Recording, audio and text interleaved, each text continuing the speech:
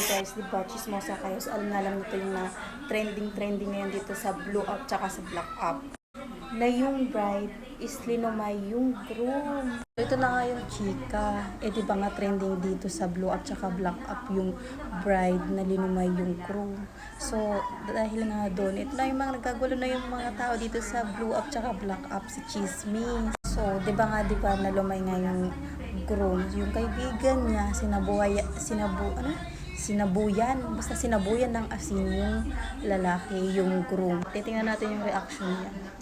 Uy, baka mawala yung gayong batichas. So, ayan, kukuha tayo ng asin. Sanda yung partner ko, guys. Nagkakape. Ito yung asin, guys. Kuha tayo ng asin. So, ito, ganito. Pwede na to. Pwede na to yung asin na to. Tapos, tingnan natin. No! Ano yan? Hindi. Nauso kasi ngayon yung yung bride tsaka groom. Ikakasal sila. Trending, di mo alam? Ginayuma kasi nung bride yung groom.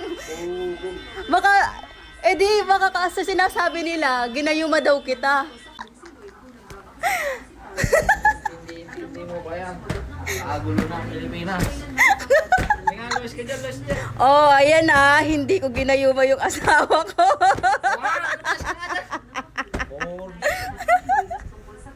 Alam nyo na guys, hindi ko yung ginayuma, sadyang siya lang nahulog sa pagmamahal sa akin. Nice, nakita doon. Kasi nabigla kasi yung groom, sinabuyan kasi siya ng asin ng kaibigan niya. Tapos pagkasaboy nung asin, sabi niya daw, ba't nandito ko? Pati kakasal ako. Ganon, nung Lunes yun, day. Oh. So pwede na tayong ikasal kasi hindi naman kita ginayuma. Hindi siya magkakagera. Kakagera na. Oh, so ayun hindi ko ginayuma yung partner ko.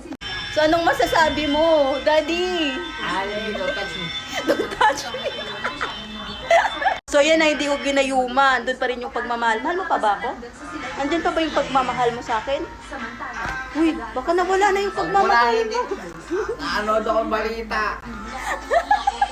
Ganun pa rin, wala naman nagbago. Ganun pa rin yung niya, reaction niya. Ayaw niyang pinapakialaman kapag nanonood siya.